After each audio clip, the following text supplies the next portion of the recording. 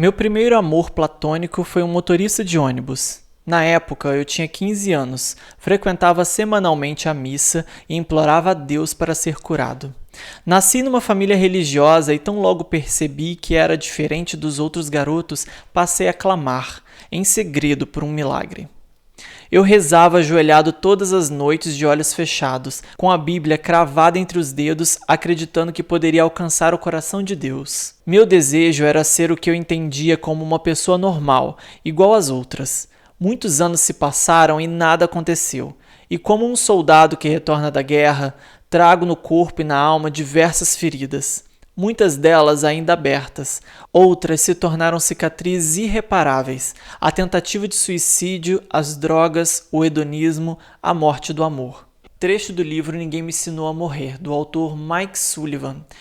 O Mike é um autor que escreve vários poemas, eu já declamei várias coisas no meu canal, eu sou muito apaixonado pela forma como ele escreve, ele traz uma vivência na escrita dele que eu me identifico em vários momentos e eu acho muito visceral, eu acho muito forte, eu acho muito emocionante e eu acho muito incrível também a gente poder ouvir essas realidades, essas vivências de várias pessoas, diversas pessoas, e o Mike é uma das pessoas que eu gosto de ouvir, uma das pessoas que eu gosto de ler.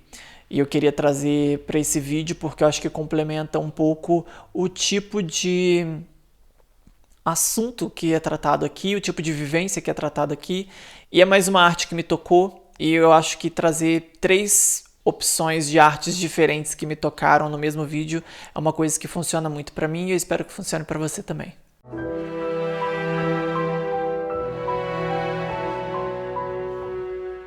Olá, seja bem-vinda, bem-vindo e bem-vinde ao Lar da Ágata. Nesse vídeo eu vou comentar sobre a minha experiência de leitura do livro Feitos de Sol, do autor Vinícius Grossos, e vou comentar também a minha experiência assistindo a série Heartstopper. Bom, o livro Feitos de Sol foi lançado em 2019 e eu já tinha lido o autor antes, outras coisas dele, como por exemplo, acho que 1+1, Matemática do Amor. Eu li, já tem acho que resenha aqui no canal, se eu não me engano. Eu já sabia que se tratava de um livro mais dramático, com romance, com representatividade LGBTQIA+, no caso com um foco um pouquinho maior no gay, da sigla LGBTQIA+, e entregou exatamente o que eu queria, né? Eu brinco muito nas minhas lives, que eu gosto muito de ler um romance boiolinha quando eu quero, sabe, ler algo mais leve, não quero ler sobre um terrorzão, um crime, alguma coisa assim, que é o que eu leio bastante, e aí eu quero ler, sei lá, uma coisa que me transporta para um lugar mais tranquilo e que eu me aventure mais, assim, em coisas mais acessíveis também, né? Não tão fantasioso. E eu tive isso com Feitos de Sol, do Vinícius. Tem algumas coisas que deixam a gente realmente bem triste, porque por mais que a gente não queira que nossos personagens gays sejam sempre associados a bullying, a, sei lá, a sofrimento e papapá, mas é muito difícil, né? Falar sobre romance da nossa comunidade sem, principalmente nessa fase, né? De adolescência, sem associar algumas coisas assim. Não que seja impossível. Claro que eu quero ver outros caras, outros personagens LGBTQIA+, tendo outras complicações na sua vida que não sejam as suas relações amorosas. Mas quando eu vejo uma história que é assim, eu acabo me identificando muito em vários aspectos. A gente tem aqui uma história que se passa logo no início, está em tempos atuais, por assim dizer, que é o Cícero, nosso protagonista. Ele está voltando à sua cidade natal e quando ele chega lá, as memórias vêm, né, do passado dele, de como foi a adolescência dele, e aí a gente entra nessa parte logo no começo do livro, que é o passado do Cícero, o que aconteceu quando ele tinha 15 anos, na década de 90. Já me identifico um pouco, porque eu fui uma criança da década de 90, mas eu não era adolescente ali, adolescente eu fui anos 2000 e pouquinho, e acho que a minha experiência é bem similar com a do Cícero em algumas coisas. É uma fase onde você se sente um pouco sozinho, porque hoje em dia a gente fala de sexualidade de forma bem mais aberta e a gente tem muitas referências, seja na música, seja no cinema, na televisão e, enfim, tantos aspectos. A gente tem pessoas LGBTQIA+, ocupando espaços incríveis e trazendo esse debate à mesa, as pessoas estão discutindo mais, as famílias estão tendo que lidar de forma mais direta com essas questões, e na minha época não era bem assim. Eu acho que quanto mais você vai voltando no tempo, em outras gerações, você vai percebendo o quanto as coisas eram diferentes. Então falar sobre homossexualidade lá na década de 90 é bem interessante para mim, porque ainda faço um paralelo muito grande com a minha adolescência. Nesse livro aqui, o Cícero encontra o Vicente, eles se conhecem, e aí logo rola uma química e rola o flerte, eles começam a realmente ficar juntos, e a gente descobre que tá para acontecer o bug do milênio, né, a virada da década de 90 para os anos 2000, né, e muitas pessoas levavam muito a sério, achando que o mundo ia acabar no bug do milênio, que muitas coisas iam acontecer.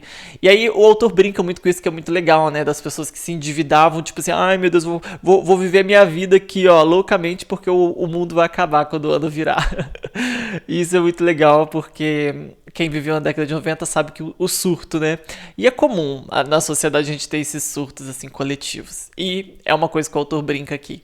Só que a gente tem o Cícero que acredita no bug do milênio por causa da tecnologia, coisas do tipo, e a gente tem o Vicente que acredita por conta do apocalipse. E aí a gente já tem uma diferença muito grande entre os protagonistas, porque o Vicente vem de uma família extremamente religiosa, e a gente vai entrar bem assim, esse vai ser um problema muito grande na história dos dois. O Cícero é um garoto que já tá assim, ele tá se descobrindo, ele tinha uma namorada antes de conhecer o Vicente, então agora já tem um tempo que eu li esse livro, já deve ter uns 2 meses que eu li esse livro, então alguns detalhes já estão meio na minha mente, mas talvez o Cícero seja bissexual, né? Vai saber, porque nessa idade também a gente ainda tá buscando entender, compreender as coisas, e aqui no livro tá bem assim. E ele conhece o Vicente, e só que ele já tá bem mais tranquilo com isso, sabe? Tipo, conheci o Vicente, tô gostando dele, tá sendo bom, tá sendo uma descoberta gostosa. Só que pro Vicente tá sendo um pouco mais caótico, assim. O Vicente já sabe da própria sexualidade, mas ele precisa esconder isso a fundo dos pais. Então ele fica muito tranquilo quando tá ele e o Cícero, é uma coisa que ele fica muito tranquilo, mas vira e mexe vem aquele peso na mente dele de lembrar que, olha, é melhor você esconder isso, porque seus pais descobrirem você está frito. Então assim, a vida dele tá bem ameaçada nesse sentido. A partir dali a gente tem uma convivência entre os dois que é muito... É sempre aquele jeito, né? A gente fica shippando, a gente fala, ai, tem que dar tudo certo pra esse casalzinho e tal, não sei o quê. Só que as coisas vão se complicando, vão acontecendo várias questões, eles vão desenvolvendo a relação deles. E ao mesmo tempo que é muito fofo aqui, é muito, assim, real em alguns outros pontos, sabe? Você fica, tipo, a realidade batendo. E acho que vários aspectos eu consigo me identificar. Eu acho que pega muito é que existem algumas pessoas que vão apoiar, algumas pessoas vão condenar, algumas reações diferentes. A reação da mãe do Cícero foi inesperada pra mim, mas é compreensível também. Eu acho que é muito bonita. Ela é uma mãe protetora, mas ao mesmo tempo ela não compreende a sexualidade dele. Então, assim, é uma fase meio complicada. Eu acho que me identifiquei muito com ele nesse sentido, principalmente nesse início, né, de descoberta. E já a família do Vicente não, é bem pesada a situação quando tudo acontece, né, que são descobertos e tal. Então é uma história muito forte e traz ali um romance, né, jovial, aquela coisa do adolescente se descobrindo um primeiro amor e coisa e tal.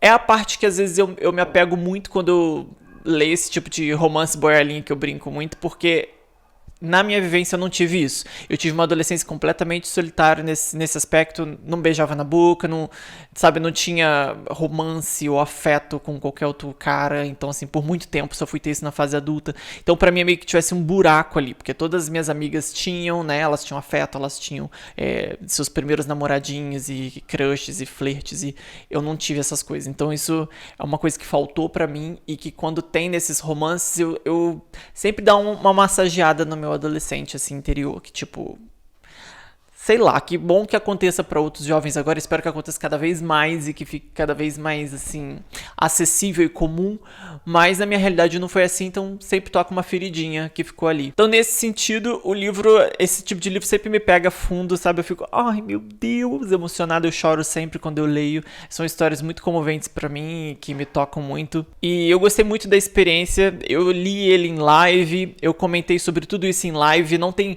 como eu comentar os detalhes aqui, porque eu já não lembro mais os detalhes que eu queria falar, sabe, as coisas que eu mais gosto. Eu posso comentar um pouquinho mais sobre a história, que na verdade o Cícero, ele conhece o Vicente porque ele é muito fã de uma de um quadrinho que acho que é Big Hero que chama. E ele é um dos únicos ali da cidade dele que gosta, e tem a taverna, que é um lugar onde ele vai lá que é um lugar pra nerds mesmo, principalmente década de 90, né? Tá falando de gibis e enfim, de coisas assim, bem de nerd. E aí ele vai pra lá e buscar a nova e última edição do quadrinho, né, que vai finalizar a saga. Chega lá e descobre que a taverna tá fechada, não vai mais funcionar, né? E aí ele fica completamente arrasado, e o Vicente chega no exato momento em que ele chega também lá para poder comprar esse último quadrinho, e aí eles descobrem essa coisa em comum que eles têm, que é o quadrinho do Big Hero, e a partir dali eles começam uma amizade que vai se desenvolver em algo mais. E eles começam também uma saga, os dois juntos, de fazer um passeio juntos, que é ir atrás do autor dessa saga em algum evento que vai acontecer numa cidade próxima. Eles falam, vamos fugir, vamos para esse evento juntos e vai ser um momento especial. Então, coisas que interligam os dois e que desenvolvem a história. No mais, eu achei que do final, eu fui até no Twitter reclamar com o Vinícius, né? O Vinícius é muito fofo, eu conheço ele de eventos literários, né? Eu participei de alguns eventos literários em São Paulo que encontrei o Vinícius. Que foi, filha? Minha gata tá aqui miando.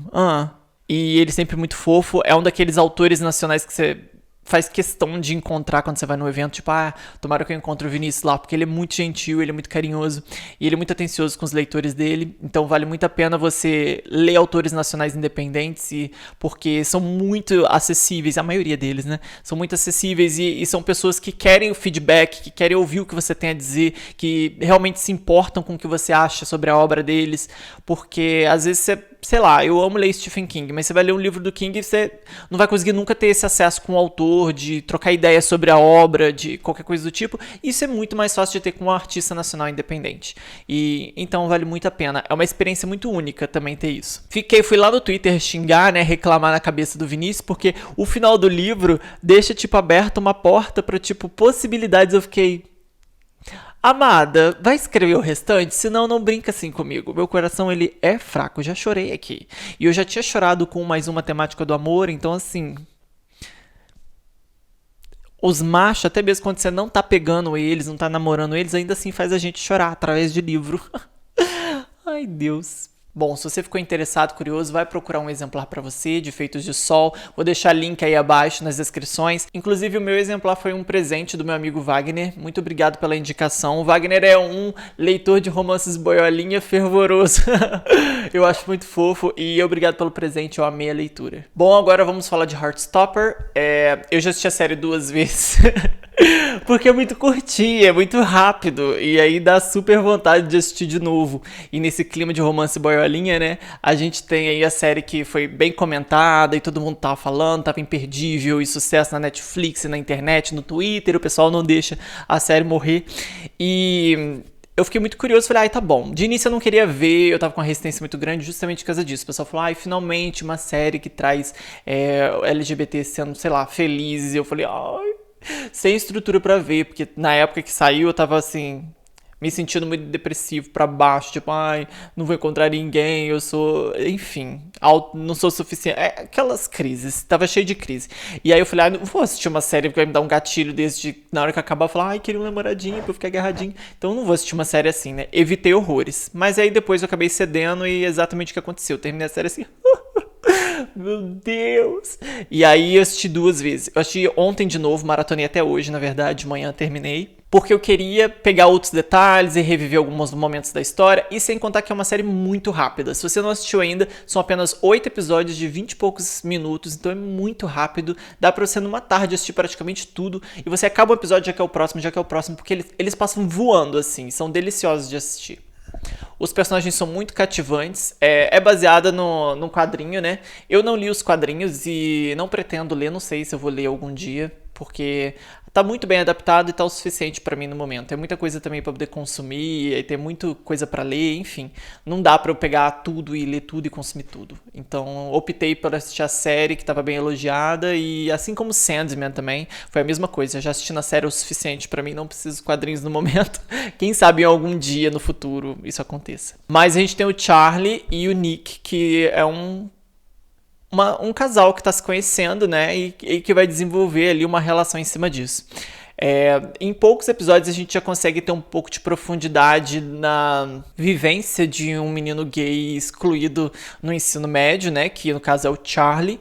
O Charlie, ele tem umas características que eu me identifiquei muito mais do que o Nick Nelson. O Nick, ele é o capitão do time de rugby, então eu acho, tipo assim, o garoto mais popular da escola, é o garoto de ouro, assim, do time, e é o mais bonitinho, mais não sei o que, enfim, toda aquela coisa. E eu acho muito improvável que no ensino médio fosse acontecer algo similar, assim, principalmente se eu for ver a minha experiência e algumas experiências que eu vejo ao redor, eu acho muito improvável. Mas tá aí pra gente sonhar e criar novas possibilidades também, mostrar outras realidades, enfim. E a série traz isso de uma forma bem gostosinha. Para além disso, a gente tem o Charlie, que eu consigo me identificar super, né? O Charlie é já um menino que já sabe da sua própria sexualidade, o Nick ainda vai se descobrir, mas o Charlie já sabe, ele já tem ali um namoradinho, né? Que é um garoto com quem ele fica de vez em quando na escola, só que o garoto quer manter isso como um segredo, trata ele mal, só fica com ele na hora que quer, e aí depois, tipo, descarta e não tem interesse real sobre ele, não se preocupa com ele, não tá nem aí pra ele. Então, o Charlie é um garoto que aprendeu a se sentir muito descartável. E aí, então, é um dos personagens, assim, de livros e séries e filmes que eu mais me identifiquei. É porque eu sempre tive muito isso. Então, foi basicamente essa minha experiência. Foi bem parecida, assim, com a do Charlie. Só que ali, eu não sei se é porque a autora colocou mais leve, né? Mas, enfim, a minha foi mais difícil. Foi aquilo, mas um pouco mais a fundo. E aí, então, trazer tudo isso pra tela e poder assistir, eu fiquei tipo assim, mano... Eu entendo demais o Charlie, eu entendo demais o Charlie, eu fiquei, assim, chocado com o quanto eu entendi o Charlie, e é claro que o meu sonho na época era ter um Nick na minha adolescência, mas não aconteceu, né, diferente do Charlie, era só eu com as minhas neuras e rejeições. Mas, nós temos outros personagens muito interessantes, nós temos... O Tal, é difícil pronúncia aqui, tá? Porque eu assisti a série em inglês e aí pronunciar os nomes avulsos assim eu acho muito estranho. Mas o Tal é um dos melhores amigos do Charlie, ele tem um grupinho de amigos, né? Tem a Elle também, que é uma menina trans que saiu da escola. A escola é dividida entre escola de meninos e escola de meninas, né? Então a Elle foi transferida pra escola das meninas porque tava sofrendo muita transfobia na escola que ela tava antes. Então é uma personagem que já traz uma realidade bem mais... Como é que eu vou dizer? Atual e ao mesmo tempo de uma forma assim bem orgânica, sabe? Você entende que existe a transfobia ali, você entende que a personagem é mais que isso, você entende o posicionamento dela em tudo, os amigos em volta, como que aquilo é colocado de uma forma bem orgânica na série. É muito bom ter esse tipo de representatividade num geral, onde você percebe que os personagens estão ali por ser quem eles são mesmo, é muito bem construído nesse sentido. Você não sente uma forçação de barra pra, tipo, ter representatividade, não. Simplesmente é uma escola que tem diversidade, porque é o que acontece no dia a dia. Mas isso quer dizer o quê? Que as pessoas realmente estão ali, que no meio das crianças, no meio dos adolescentes, já existem as pessoas LGBTQIA+, né? A gente já nasceu assim, e a gente já está ali. Ou está sendo invisível pela sociedade, a gente está sendo tratado, jogado para escanteio, excluído e sofrendo bullying, algum tipo de agressão, ou então a gente está simplesmente tentando se esconder para não ser alvo disso, ou para que as pessoas não te reduzam apenas a isso, né? Que é o que acontece com outra personagem aqui, que nós temos também a Tara é o nome dela, que é uma das meninas mais populares do colégio das meninas, né? E ela é uma menina lésbica, e ela é também uma menina negra. Então, assim, são coisas que a gente vê a representatividade sendo colocada ali, mas colocada de uma forma muito orgânica e muito natural. Ela está numa posição onde ela não quer que essas questões dela, principalmente a sexualidade dela, seja vista como o que ela é ou resumindo ela, sabe? Ela quer simplesmente a liberdade de ser quem ela é, mas que as pessoas não fiquem fixadas nisso. E é exatamente o oposto que acontece. Na série ela acaba se assumindo, ela tem uma namorada, e a gente acaba acompanhando... Caminhão de lixo tá passando, veio me buscar. A gente acaba acompanhando como que as pessoas vão reagir quando ela assume a sexualidade dela. Ela é a garota mais popular da escola, o Nick é o mais popular entre os meninos e ela é a mais popular entre as meninas. Então todo mundo já queria que presumir que os dois fossem ficar juntos e fica empurrando o Nick pra cima dela o tempo inteiro. E ela, tipo, tem uma namorada. E aí ela decide, vou assumir meu namoro, né? Sei lá, vai facilitar minha vida. Só que quando ela faz isso, a gente acompanha as pessoas indo no Instagram e comentando, tipo, ai, nossa, você é lésbica. Gente, ela é bonita demais pra ser lésbica. Ai, nossa, que nojo. Então, assim, a gente vê uns comentários em volta dela no dia a dia dela na escola. A gente vê nas redes sociais. Então, é muito interessante como isso é colocado, porque a gente vê que afeta sim. Ela fala sobre isso, né? Ela até fala com o Nick em determinado momento. Ela fala, olha, sobre se assumir, não tenha pressa de se assumir, sabe? Faz no seu tempo, na hora que você quiser e na hora que for bom pra você. Porque nem sempre é fácil e nem todas as reações das pessoas vão ser boas.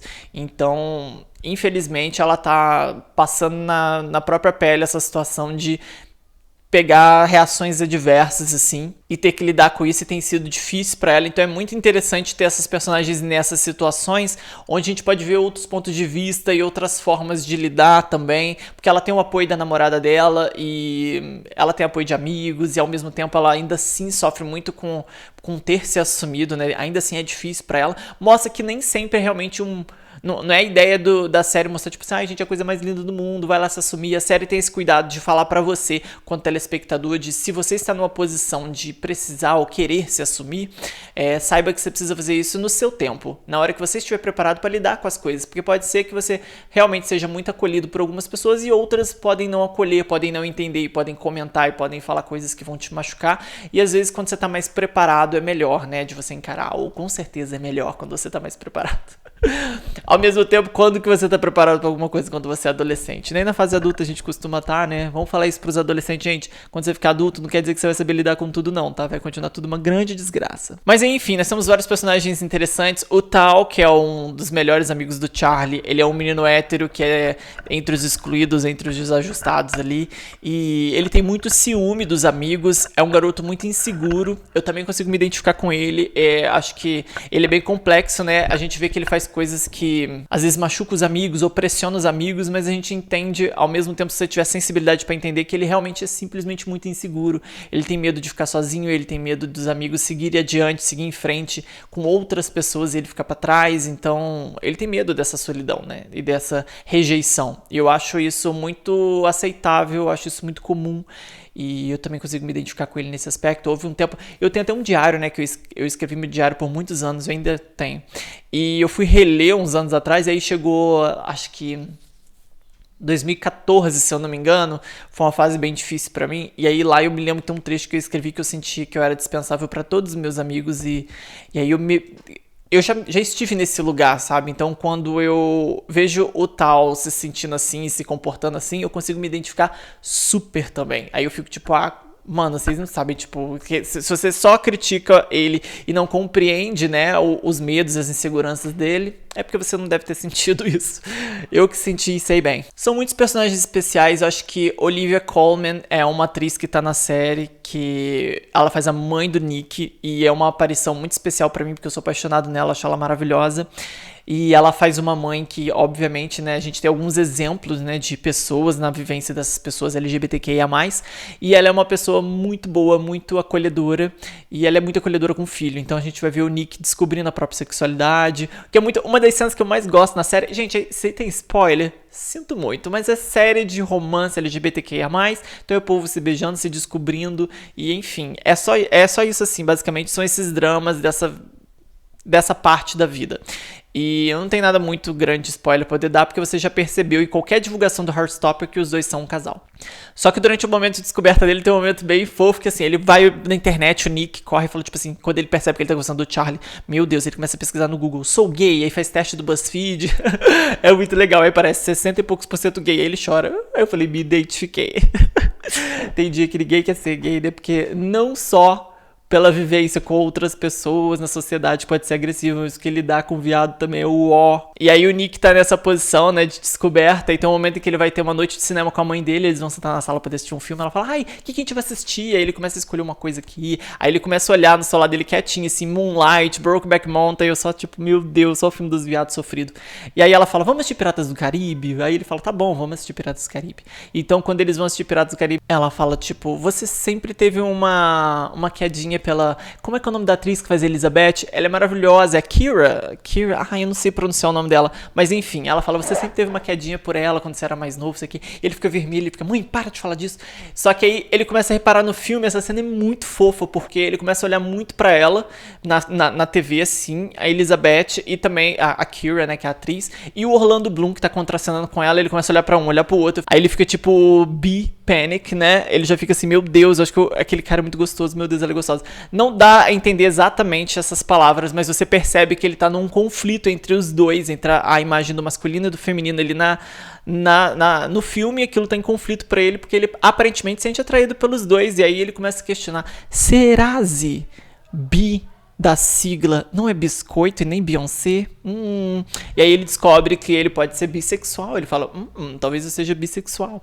E é muito fofo como tudo isso é construído, como tudo isso é questionado. É legal também que é bem moderno o fato dele ir pra internet procurar vídeos de outras pessoas que falam sobre essas vivências. Ele acha o vídeo de um rapaz que fala sobre ser bissexual e como ele se descobriu e o que ele pensa a respeito. Então isso é muito legal, porque isso é muito moderno, né? Hoje em dia você pode simplesmente pegar o celular e se você não compreende muito, por isso que a gente bate na tecla que assim, ser muito ignorante em 2022 é uma coisa muito furada, amada. Você ser um pouco ignorante é comum, porque nem todo mundo tem que saber tudo, tá esclarecido sobre tudo nessa vida, beleza. Mas se você realmente tá tendo uma vivência com alguém que você considera, percebe que é diferente de você, da sua realidade, você pode simplesmente ali na internet, rapidinho, num Google, num YouTube, pegar um vídeo, um texto, alguma coisa que vai falar sobre aquela diferença e você vai entender e falar tipo, olha, então é mais ou menos assim, você pode ter um pouco mais de esclarecimento. Nós estamos na era da internet 2022, então não buscar nenhum tipo de esclarecimento online é uma bobagem muito grande, né? Porque o acesso está na nossa mão, a informação está na ponta dos dedos e é muito legal como eles colocam isso na série também. Outros personagens muito legais tem a Tori, eu acho que é o nome dela, que é a irmã do Charlie, que ela tá sempre ao lado dele ali em casa, prestando muita atenção no que ele faz, no que ele é e no como ele reage, as pessoas estão ao redor dele. É muito fofo porque ela é muito observadora e ele meio que, tipo, vai passando o dia a dia dele ali achando que ele tá muito sozinho, papapá, mas ela não, ela tá muito perceptiva e aí ela dá sempre insights pra ele sobre as situações de forma bem assertiva, é muito legal, ela é muito carinhosa com ele e eu acho que a relação dos dois é uma das minhas relações preferidas da série. Gostaria de ter visto mais a respeito, espero que em próxima temporada eles tragam ela e dê um pouquinho mais de desenvolvimento entre os dois ali, porque é uma química muito boa, funcionou muito bem. E a gente tem o Harry, que faz bullying pra caramba ali com os meninos, é aquele personagem que realmente é o adolescente macho irritante, né, gente? O menino hétero que na escola tá azanando a vida dos outros, meu Deus, se incomoda tanto, ele precisa ser a estrelinha que tem que ir lá e humilhar e fazer piadinha. E aí ele traz uma coisa muito importante que a gente fala do debate da homofobia, LGBTQIA+, fobia, enfim, num geral, né, que são as pessoas que às vezes vêm e fazem comentários. E isso, a gente pode pegar o Harry e fazer um paralelo com outras pessoas do nosso dia a dia, né? Tipo, o Harry representa muito bem aquele tio, aquela tia que só fez um comentário, sabe? Só falou um negocinho assim, foi só né, eu só falei ali, não foi por maldade, não sou homofóbico. Então é muito pontual porque ele representa muito isso. Apesar de ser ali na escola, a gente começa ali na escola com esse tipo de situação, mas a gente leva isso pra vida toda, sabe? Seja no local de trabalho, seja na nossa família, tem sempre uma pessoa inconveniente que vai falar uma coisa inconveniente, fora de lugar e fora de hora, e que não é o lugar dela falar, sabe? Tipo, você não tem nada a ver com isso, com a minha sexualidade, com a minha vida amorosa, ou com os meus amigos, ou as coisas que eu faço, você não tem nada com isso, tipo, você pode cuidar apenas das suas relações, não das dos outros. Mas enfim, a gente sempre tem essas pessoas que fazem comentários e falam, afetam, machucam muita gente com palavras, com opressões e às vezes seja com olhares e com gestos também. Tem muitas formas de oprimir. Às vezes as pessoas associam as opressões e o preconceito, essa agressão, apenas a uma agressão física ou então uma verbal assim um pouco mais escrachada, como tipo, seu viado escroto. E às vezes não é isso, às vezes tem várias outras formas de você oprimir, diminuir outra pessoa, de fazer ela se sentir mal e de fazer ela se sentir acuada ou se sentir não pertencente ao local onde ela tá. Isso é tudo muito triste e o Harry é um bom exemplo disso na série, principalmente no ambiente escolar. ele tem essa pressão muito grande sobre outras pessoas e fala também sobre os outros amigos, né? Porque tem um momento onde o Nick fala, né? Ele vê um momento do Harry atacando o Charlie e depois quando ele briga com o Harry, ele fala com o Charlie, ele fala, mas eu não quero ser mais amigo deles. Aí o Charlie fala, não, mas tem outros meninos do time que são bem legais. Ele fala, tá, mas na hora em que o Harry tava te atacando, todo mundo ficou lá parado assistindo, então tipo, ninguém reage e todo mundo segue acompanhando ele. Então isso é uma problemática que a gente precisa realmente estar atento, né? Porque as pessoas, às vezes, elas colaboram ou reafirmam esses comportamentos. Provavelmente eu tô esquecendo de alguma coisa que eu queria ter comentado e não comentei, mas enfim. No mais, o romance entre os dois é muito bem desenvolvido, porque é impossível você não ficar, sabe, torcendo por eles. E principalmente o Nick é realmente muito doce, sabe? Então você assiste e você fica torcendo para que o Charlie realmente consiga desenvolver esse relacionamento que você pensa, pô, o Charlie merece muito, né? Ele também é muito doce. O Charlie tem muito essa coisa de aceitar, sabe? Tipo, ele fala, ele pede desculpa por tudo e ao mesmo tempo também ele é aquela pessoa que, assim, o Nick fica tipo, nossa, você não tem que ficar ouvindo essas coisas que eles estão falando, você não é obrigado a ficar ouvindo isso. Ele tipo, mas eu já tô acostumado, deixa pra lá, eu já nem brigo mais, deixa pra lá, tô acostumado. E eu acho que o Nick representa muito aquela coisa de o cara que vai vir e vai quebrar essas coisas que as outras pessoas construíram na mente dele e vai mostrar pra ele que ele pode ter sim um valor, porque muitas das vezes a gente fala sobre essa questão de você ser autossuficiente, e claro, se você estiver fazendo uma terapia e você for entender as coisas melhor, realmente terapia é a melhor coisa que tem, mas ainda assim é meio que impossível, principalmente por conta própria, você se autoafirmar. Às vezes você precisa sim de uma afirmação externa, não é uma coisa ideal você ficar dependendo de afirmação externa, mas quando você não tá se cuidando, ou então não sabe como se cuidar, e aí vem alguém e te dá essa afirmação externa, realmente é algo que faz muita diferença na sua vida. E é o que o Nick meio que faz com o Charlie, né? Ele mostra pra ele que ele realmente se importa, ele mostra pra ele que é possível ter uma relação, ele mostra pra ele que existem pessoas que vão fazer sacrifícios pra estar com você, vão fazer, né, sei lá, digo sacrifício porque assim, não é nem um sacrifício ele se afastar de amigos que são escrotos pra poder estar com uma pessoa que ele gosta, mas é muito difícil você, no ponto de vista do Nick, abrir mão das coisas que ele já conhece, que são seguras pra ele, principalmente sendo adolescente, pra se aventurar em algo que ele ainda não conhece, que é incerto e que é novo. Então exige ali muito dele também para poder fazer isso. Então eu acho que todas essas coisas vão mostrando pro Charlie que nem sempre são pessoas ruins que vão aparecer e as pessoas ruins que apareceram não estavam certas, não é tipo uma verdade absoluta e que existem outras possibilidades. Então eu acho que o Nick representa muito isso pro Charlie. E ao mesmo tempo tem um momento muito fofo do Nick com a Imogen, que é o nome dela? Enfim, é uma menina que gosta do Nick e é muito fofa, eu acho ela muito fofa, eu acho que é muito válido ela ter um crush nele, né? Ela gosta dele e ela não é correspondida, ela não sabe que não é correspondida, depois ela descobre, então é muito genuíno, eu sinto por ela também, porque é uma situação chata, né? E ela não é escrota hora nenhuma, eu acho ela muito fofa, eu acho que ela simplesmente estava flertando com um cara que ela curtia e infelizmente ela não sabia que ele não estava afim dela assim, né? Ela acabou descobrindo e eles têm uma conversa muito franca e muito bonita. E triste ao mesmo tempo, né? O Nick fala sobre se sentir uma pessoa que nos últimos anos foi aprendendo a abafar a própria personalidade para poder ser aquilo que as pessoas esperavam dele e agradar as pessoas ao redor, e ele já não se reconhecia mais. Então eu acho que isso é muito comum com pessoas LGBTQIA+, sabe? É uma das coisas mais comuns. Eu também me identifico extremamente com isso, porque houve um momento da minha vida em que eu estava sendo exatamente o que as pessoas queriam que eu fosse, e aí era muito bom, porque eu era muito elogiado por isso, né? Tipo, que você é o filho perfeito, o funcionário perfeito, não sei o que perfeito, e as pessoas consideravam sempre assim, né? E aí, no fundo, eu tava muito infeliz. E aí, quando eu fui me rebelando contra essas coisas, né? As pessoas já não me achavam mais tão interessante, eu já era mais acusado de ser isso, de ser aquilo, e aí você passa a ser realmente considerado quase que uma aberração, né? Porque você realmente faz as coisas que você acredita, que você gosta, se coloca em primeiro lugar. Então fazer isso, transicionar nisso é muito difícil, e se sentir sufocado antes de reconhecer isso é realmente muito real, pelo menos foi na minha vivência. Então Heartstopper pegou muito fundo comigo. Fiquei extremamente emocionado nas 2 vezes que eu assisti, chorei horrores. E eu espero que venha aí novas histórias e que tragam novas possibilidades para as nossas realidades. Trouxe as 2 obras nesse mesmo vídeo, porque 3 obras, né, que eu trouxe também um poema. Eu trouxe porque eu acho que elas se conectam de alguma forma, eu acho que elas me emocionaram de alguma forma, e é isso.